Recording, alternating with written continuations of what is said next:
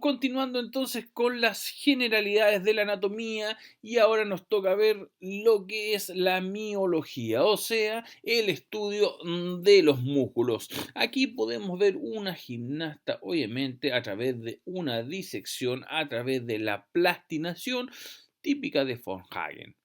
¿Qué tipo de plastinación es esta? Aquí lo que se hace es reemplazar todo tipo de agua que tenga el cuerpo por acetona. Nada más. Suena súper simple. No, es bastante complejo. Es bastante complejo. Pero eso hace que los cadáveres puedan durar mucho tiempo. Porque ustedes saben que cualquier estructura que tenga agua puede generar vida. Y sabemos que la vida más fácil que se va a producir son las bacterias. Y las bacterias se comen lo que pillan. ¿Por qué quise poner esta foto? Porque aquí podemos ver que los músculos no todos son iguales, todos van a tener distintas formas, ya debido a la función que van a cumplir.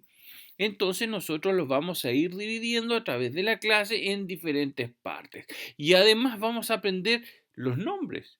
¿Por qué se llaman así los nombres? Y ustedes van a tener que razonar por qué los nombres. Hoy suena como súper repetitivo. Pero ¿por qué algunos músculos reciben tales denominaciones? ¿Ok? Lo primero que tenemos que entender es, ¿los músculos presentes en el cuerpo humano son iguales a los presentes en las vísceras? Vamos a tener que verlo. ¿Cómo se une un músculo al hueso? Yo creo que la mayoría lo sabe, pero no sabe exactamente cómo todos los músculos se unen, porque no todos se unen de la misma manera. Y además, ¿todos los músculos tienen las mismas funciones? Bueno, yo creo que eso es obvio que no. ¿O sí? No, todos son distintos. Para lo cual vamos a empezar que si nosotros pensamos en una célula, lo primero que se nos viene a la mente es esto, ¿o no? Una célula redonda con su membrana plasmática y su núcleo en el interior y alrededor su citoplasma. Bueno, las células musculares son células muy específicas que durante la etapa embriológica ya y fetal se van diferenciando de una célula normal. Esto hace que puedan cumplir una función muy importante que es la de contracción y a través de la contracción es donde van a generar el movimiento. Problema que trae esto, cuando una célula es muy diferenciada, es muy difícil después generar otra nueva. Por eso es que se realiza principalmente en la etapa fetal o en la etapa embriológica. Sí. ¿Qué quiere decir esto? Que cuando muere una célula muscular no se puede reemplazar. O es muy lenta la capacidad de reemplazar. Adivinen cuáles son las células más diferenciadas del cuerpo. Las neuronas. Y ustedes saben que las neuronas no se pueden dividir. Se muere una neurona y no hay nadie que la reemplace. Hubo mucha dificultad que la reemplace. Así que eso exactamente pasa con las células musculares. Dentro de la clasificación de las musculares, de los músculos tenemos dos tipos, ya los músculos estriados y los músculos lisos. Se denominan así especialmente porque es la forma como se divisen a través del microscopio óptico. Cuando se ve que tienen líneas o estriaciones, se le va a llamar músculo estriado. Cuando no se vean esas líneas, se le llama músculo liso. Como podemos ver aquí, el músculo esquelético, el que mueve los huesos, el que genera palanca en los huesos o el que se pega en los huesos principalmente o también en la piel, ya es un músculo esquelético estriado. Ya fíjense ahí cómo se ven esas líneas y esas líneas son los sarcómeros, que es la unidad contráctil que tiene el músculo. En el caso del corazón, el músculo cardíaco también es estriado, pero es un músculo estriado cardíaco que va a tener muchas diferencias con el esquelético debido a que son mucho más cortas y además se mueven automáticamente. Por lo general, el músculo esquelético tiene muchos núcleos, sobre 20 núcleos. En cambio, el cardíaco por lo general tiene uno o máximo dos. O sea, es muy distinto. Lo único que los hace igual es que son estriados. Aquí no se ve muy bien aquí se pueden ver, fíjense, las estriaciones. En cambio, el músculo liso, el que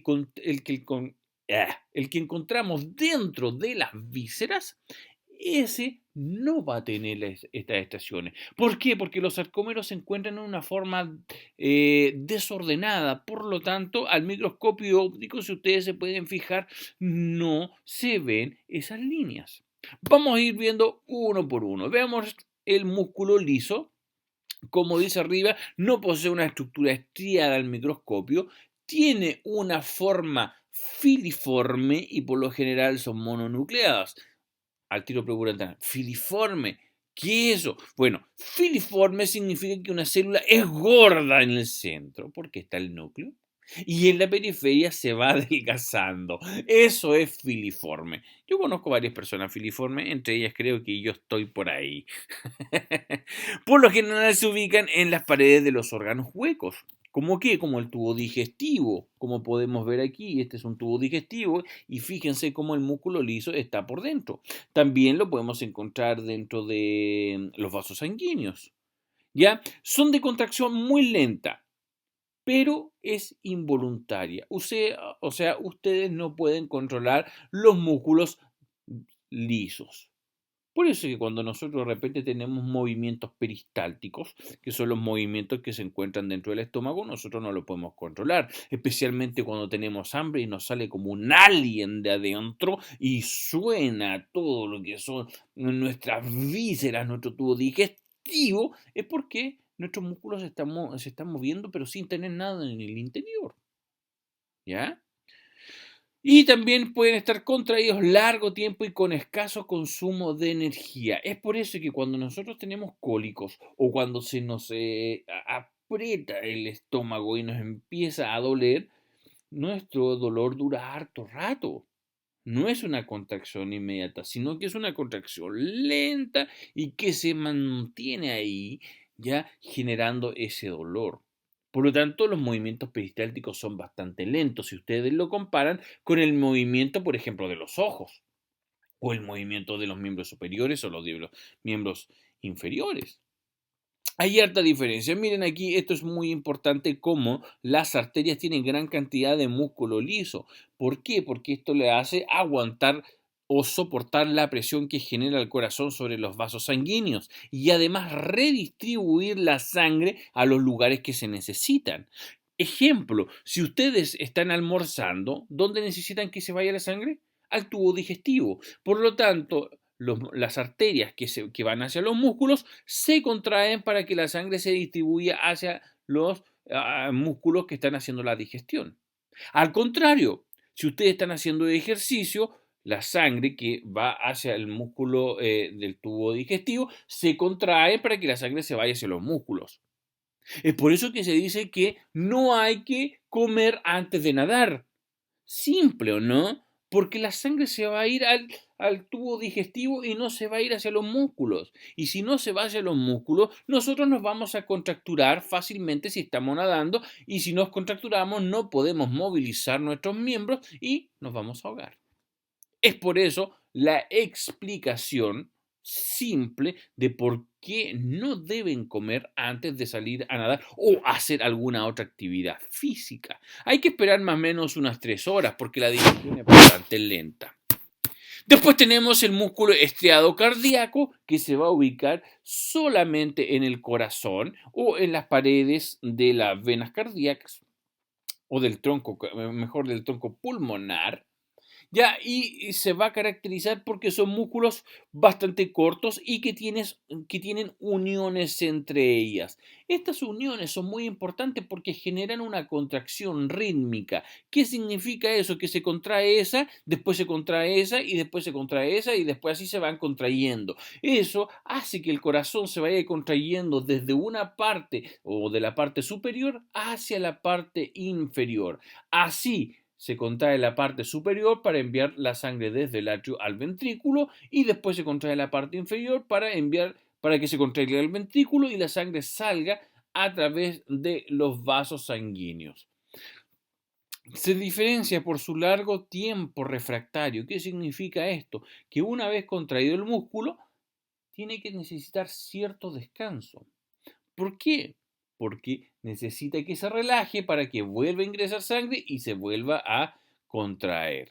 Son generalmente, como ya les había dicho, mononucleadas, máximo tienen 2 núcleos, son de movimiento completamente involuntario, nosotros no podemos controlar el movimiento ya o la contracción del músculo cardíaco y como les había dicho, tiene uniones entre las fibras que son unos discos intercalados que sirven para presentar una contracción rítmica.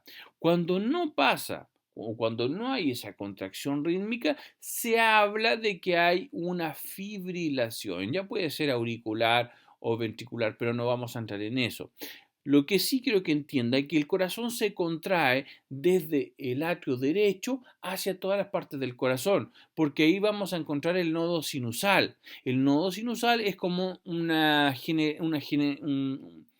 central eléctrica que genera el potencial de acción eléctrico, que va enviando su electricidad hacia los músculos para que se vayan contrayendo. Primero para que se contraigan los atrios y después se contraigan los ventrículos.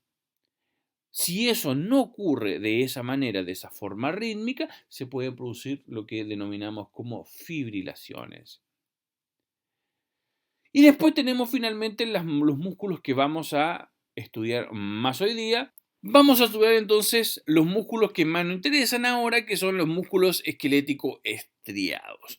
Como dice, son células especializadas en la movilización del esqueleto, están formadas por proteínas llamadas actinas y miosinas que se van a organizar en miofilamentos, ya, o sea, filamentos de miosina y actina y tienen una forma, obviamente, vuelvo a repetir, de fibras que llegan a medir hasta 30 centímetros. Y estas sí, son multinucleadas, como yo les dije, tienen la mayoría, sobre 20 núcleos. Y ya vamos a ver por qué tiene tantos núcleos y núcleos muy pequeños que en realidad no sirven demasiado. Son de rápida contracción y voluntarias.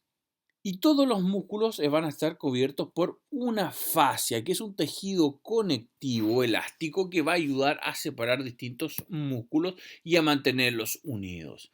Las características de la fibra muscular es que no se parece a ningún tipo de célula. Fíjense, es alargada.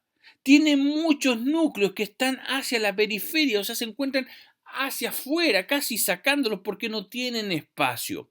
Y se va a denominar todo esto que está en el interior, que es el citoplasma, se denomina sarcoplasma. Y la membrana que encuentra alrededor se denomina sarcolema. Es muy diferenciado porque el sarcolema es una membrana especializada en la conducción de la electricidad. No sé si alguien alguna vez ha ido a terapia kinésica y le han puesto un TENS ya o algún tipo de electricidad y van a ver que el músculo se contrae rápidamente. Y eso es porque el sarcolema tiene la capacidad ya de distribuir ese potencial de acción hacia el interior de la célula. Además del sarcolema, el sarcoplasma, vamos a encontrar que presenta gran cantidad de retículo endoplasmático, que se denomina retículo sarcoplásmico.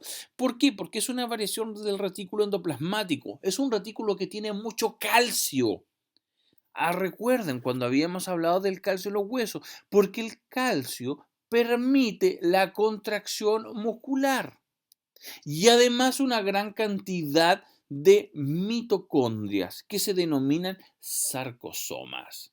Para que se produzca la contracción, tiene que haber una interacción entre ambos miofilamentos. Los miofilamentos finos de actina, que están compuestos por troponina y tropomiosina, en tanto que los miofilamentos gruesos que son de miosina. Ambos, al unirse, generan la contracción muscular. ¿Qué significa contracción muscular? Que el músculo se achique. Y al achicarse el músculo, genera movimiento. Organización del músculo esquelético estriado. Un músculo Cuando nosotros hablamos de músculo es una conjunción de varias estructuras. Si nos vamos a la parte más pequeña nos vamos a encontrar en los sarcómeros, lugares ya que se encuentran aquí donde vamos a encontrar la actina y la miosina actuando. Estos sarcómeros, ya junto a la actina y la miosina, van a conformar los miofilamentos, que van a ser esta estructura, y estas al juntarse van a conformar las miofibrillas. Y las miofibrillas van a conformar el músculo completo, lo que nosotros llamamos como fibra muscular. Varias fibras musculares, como vemos aquí, forman un fascículo muscular. Y varios fascículos musculares generan un músculo. Y ese músculo va a estar protegido externamente por el epimisio. Ya acá afuera, fíjense, aquí tenemos un músculo completo. Aquí tenemos las fibras musculares. Aquí tenemos los fascículos musculares. Fíjense cómo se van dividiendo. Y el epimisio es el encargado de envolver completamente a través de un tejido conectivo denso, o sea que tiene mucha cantidad de colágeno tipo 2 porque es bastante duro, que rodea todo el músculo. Los fascículos, en tanto como vemos ahí, van a estar envueltos por el perimisio. Ya es el lugar donde se encuentra gran cantidad de los vasos sanguíneos y cada fibra muscular, o sea, cada célula muscular va a estar envuelta por el endomisio, que es un tejido conectivo con menos cantidad de colágeno, mayor cantidad de elastina, ya por eso es que se le llama un tejido conectivo laxo. También contiene gran cantidad de vasos sanguíneos, especialmente los capilares. Consideraciones que debemos tener de los músculos estriados. Aquí tenemos una persona plastinada, obviamente, lanzando la jabalina para que podamos ver los distintos tipos de músculo. Miren que se ve lindo ahí el psoas mayor. ¿Ya? Como generalidad, alrededor son de 500 submúsculos que tenemos en el cuerpo. En sujetos normales que presentan un poco menos de la mitad del peso corporal total, si el sujeto pesa 70 kilos, la masa muscular pesa 30 kilos.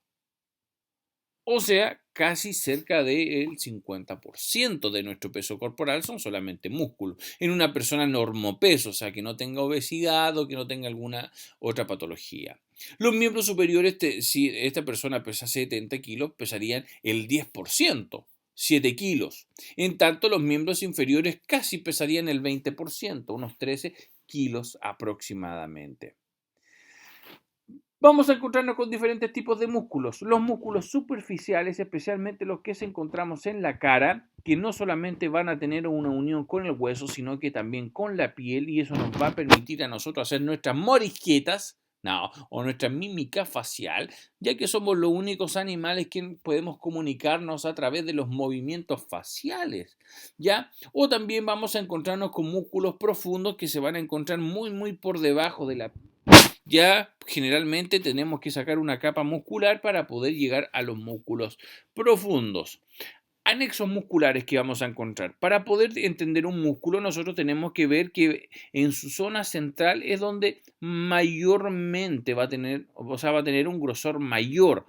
Es lo que nosotros denominamos como vientre muscular. Hacia sus extremos se van a encontrar los tendones o aponeurosis. ¿Cuál es la diferencia entre tendón y aponeurosis? Fácil. El tendón tiene una forma cilíndrica, como podemos ver aquí, ¿cierto?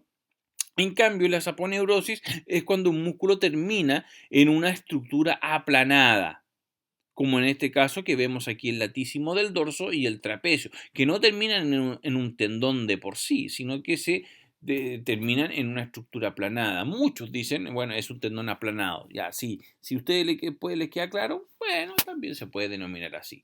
Pero recuerden la diferencia entre tendón y aponeurosis.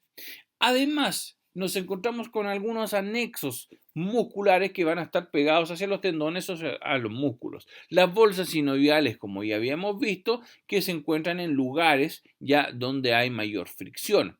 Las vainas tendinosas sinoviales y las vainas tendinosas fibrosas, especialmente se dan en lo que son los miembros superiores distales, o sea, en las manos y en los pies, donde los tendones son tan delgaditos y van tan apegados el uno contra el otro que tienen que tener vainas tendinosas que los vayan a ir separando y eliminando la fricción entre ellas. Y además, para mantener estos tendones en su lugar, van a tener esas vainas tendinosas que se encuentran por fuera, ya que, como el nombre lo dice, tienen un tejido un poquito más fuerte. ¿Qué más vamos a encontrar en los anexos musculares? La fascia muscular, ya que es ese tejido que envuelve los músculos, que es cuando ustedes compran carne y se fijan que hay una capita blanca en el interior. Eso es la vaina muscular, que tiene dos funciones muy importantes. Una, que es la forma ya para que se deslicen los músculos entre ellos, porque aquí ustedes pueden ver que diferentes músculos van a tener diferentes fascias. Entonces, cuando nosotros hacemos contracción muscular, se desliza una sobre la otra sin tener problemas. Y la otra es que comprime el músculo, debido a que el músculo comprimido actúa de mayor fuerza. Es como el ejemplo si ustedes tuvieran una cuerda, esas cuerdas trenzadas, si la cuerda trenzada usted no sé si se denomina así, o bueno, o le sacan la trenza y dejan el hilo así colgando, queda mucho más débil que si ustedes lo tuvieran trenzado. La vaina elástica de contención hace exactamente lo mismo, mantiene apretados los músculos. Y es por eso que actualmente muchos runners o corredores ya utilizan medias compresivas, ya para que aumente el retorno venoso y otra para que haya una mayor compresión de los músculos y genere mayor fuerza. Ahora, tenemos que entender el concepto de origen e inserción de un músculo. Aquí les hice un dibujo bastante chafa, como dirían los mexicanos, donde tenemos dos huesos. Y en el interior tenemos un músculo. Fíjense, aquí tenemos el vientre muscular con sus tendones. ¿Cuál de estos es el origen y cuál es la inserción? Fácil. Si el músculo se mueve, la parte que se moviliza, que en este caso sería este músculo, esto nosotros le denominaríamos inserción. En cambio, la parte que no se mueve es el origen. Al contrario, si el movimiento hubiese ocurrido así, la inserción estaría acá arriba, que el movimiento móvil sería este hueso, en cambio este se mantendría en su lugar y sería el origen. Algunos autores, para evitar tener que llegar a esta definición, hablan de la inserción proximal y la inserción distal, que está bastante bien. Nombre de los músculos. Ustedes se van a encontrar con diferentes nombres de músculos y yo los voy a ayudar un poquito a cómo o por qué se llaman así. Se pueden denominar según la forma. Por ejemplo, el músculo romboide, que es este músculo que tenemos aquí, que tiene una forma de rombo. Los músculos interóseos, según su posición. ¿Por qué? Interóseos porque se ubican entre los huesos. Se van a ubicar especialmente entre los huesos metacarpianos. O según sus inserciones que tenga.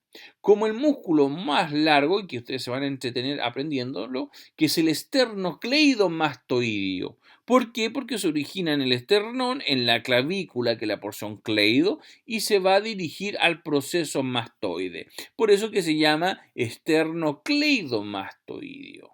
Ah, simple, ¿no? Simple. O acá tenemos otro músculo.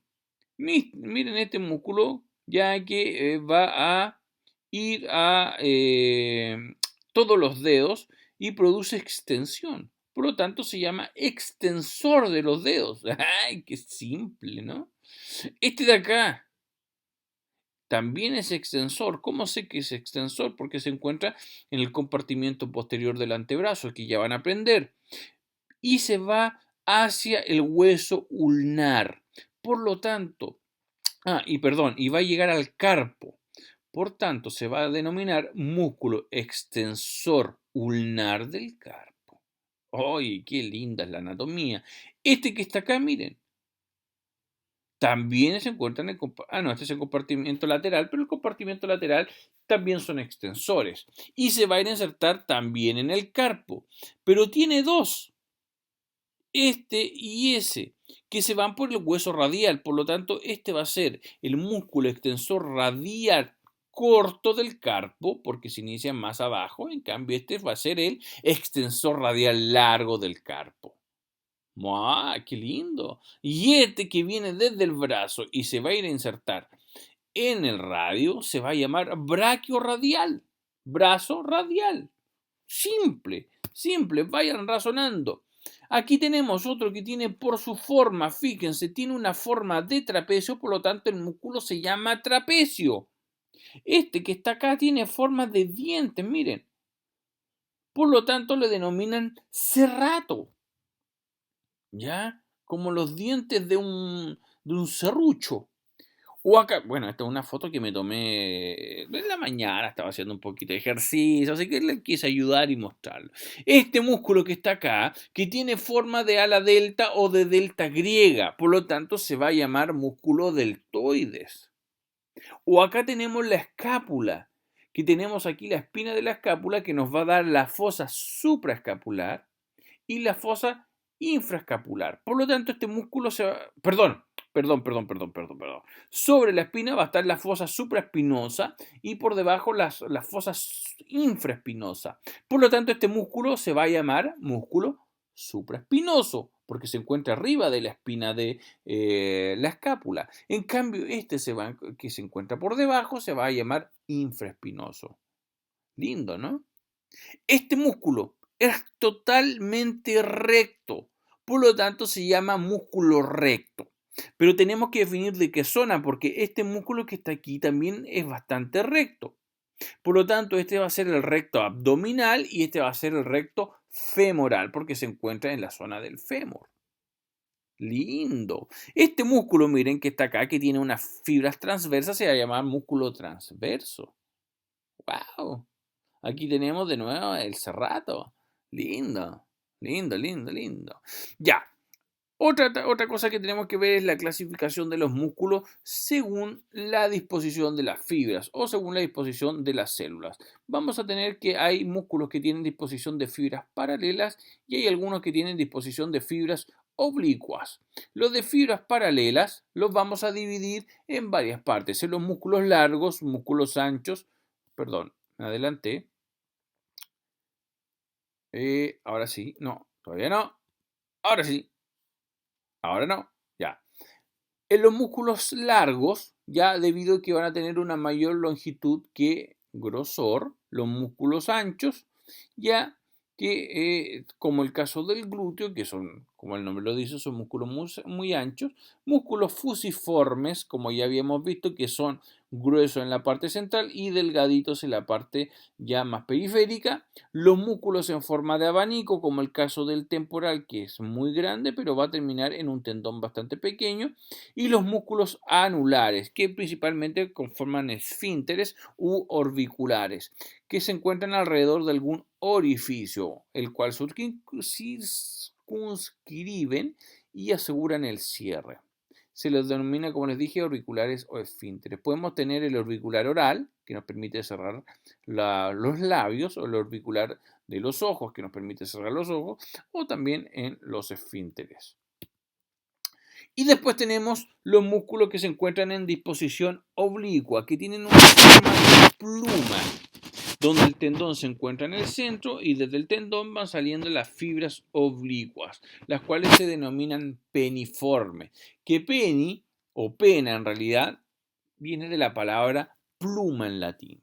Es por eso que nos vamos a encontrar este tipo de músculo, ya que va a tener fibras oblicuas por un solo lado, que se va a denominar semipeniforme o también unipeniforme. Para mí es mejor que nosotros los denominemos semipeniformes. Después tenemos los músculos que tienen su tendón central y salen fibras oblicuas hacia los ambos lados, que son los peniformes, o sea, una pluma completa. En otros libros ustedes lo pueden encontrar como bipeniformes. Y cuando hay varios músculos peniformes se le llama multipeniforme, ya como es el caso del deltoides. El deltoides es el típico músculo clásico como multipeniforme.